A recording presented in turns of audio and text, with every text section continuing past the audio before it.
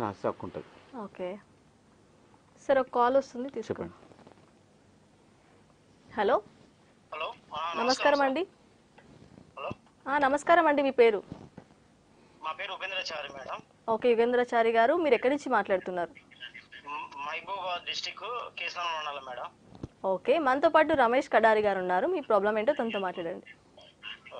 నమస్కారం సార్. నమస్కారం అండి. సార్ మా తాతగారి పేరు మీద ధర్నీలో అసెన్ ల్యాండ్ ఉన్నది సార్. అది ఓకే ఒక 53 acres. Okay, very good. మరి అది మేము ఇప్పుడు చేపించుకోవాలంటే ఆల్రెడీ ఎంక్వైరీ చేసాం సార్ దాని మీద. వాళ్ళ సైడ్ అదర్ సైడ్ పేపర్స్ ఏం లేవు సార్, ఓన్లీ కాస్తులో ఉండి అనుకున్నారు సార్ వాళ్ళు. ఓకే, పొజిషన్లో ఎవరు ఉన్నారు? మీరే ఉన్నారా, వాళ్ళు ఉన్నారా? పొజిషన్ లో వాళ్ళు ఉన్నారు సార్. పొజిషన్లో వాళ్ళు ఎట్లా వచ్చారు పొజిషన్కి? ఎటువంటి పేపర్లు కానీ లేవు సార్ వాళ్ళ కాడ ఓకే లీగల్ గా. ఓకే ఓకే, అది సార్. అయితే పొజిషన్లోకి వాళ్ళు ఎట్లా వచ్చారు అనేది ఒకసారి మీరు ఆర్టీఏ ద్వారా మీరు ఎంక్వైరీ చేయండి. వేరే ఏమైనా డాక్యుమెంట్స్ క్రియేట్ చేశారా, లేకుంటే ఇల్లీగల్గా డాక్యుమెంట్స్ ఏమైనా క్రియేట్ చేశారా, లేకుంటే ఎంఆర్ఓ తనని కొల్లుడై వాళ్ళు ఆ పొజిషన్లోకి వచ్చారా అని మీరు కొంచెం ఎంక్వైరీ చేయాలి.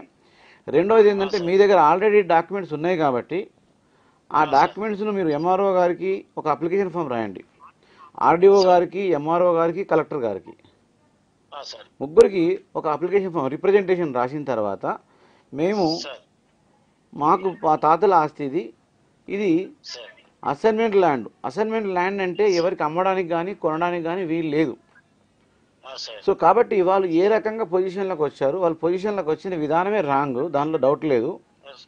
సో కాబట్టి ఈ ఆస్తికి మేమే అర్హులము, మాకు పొజిషన్ ఇప్పియండి, సో లేదా వాళ్ళని వెకేట్ చేయండి అని మీరు ఒక సూట్ వేసుకుంటే, డిక్లరేషన్ సూట్ వేసుకుంటే, ఆ ఇల్లీగల్గా వచ్చినటువంటి పొజిషన్ని వాళ్ళని వెకేట్ చేయించి మీకు డిక్లరేషన్ సూట్ ద్వారా మిమ్మల్ని ఓనర్గా డిక్లేర్ చేసే అవకాశం ఉన్నది. సో దీనికి మనం ఫస్ట్ మీరు చేయాల్సింది ఏంటంటే, ఎంఆర్ఓ గారికి, ఆర్డీఓ గారికి, కలెక్టర్కి రిప్రజెంటేషన్ పెట్టండి, అప్లికేషన్ ఫామ్ పెట్టుకోండి. ఒకవేళ వాళ్ళు రెస్పాండ్ చేయకపోతే హైకోర్టు అడ్వకేట్ని సంప్రదించి మీరు ఆ రిప్రజెంటేషన్స్ ఇస్తే వాళ్ళు రిట్ పిటిషన్స్ చేసి దాని ద్వారా మీకు సర్వే కోసము కేటాయించి దాని ద్వారా పంచనామా చేసి మీ ఆస్తి మీకు ఇప్పించే అవకాశాలు ఉంటాయి. రెండు రకాలు ఉంటాయి, లోయర్ కోర్టు నుంచి ఉంటుంది, మీకు హైకోర్టు నుంచి కూడా చేసుకోవచ్చు. ఓకే అండి.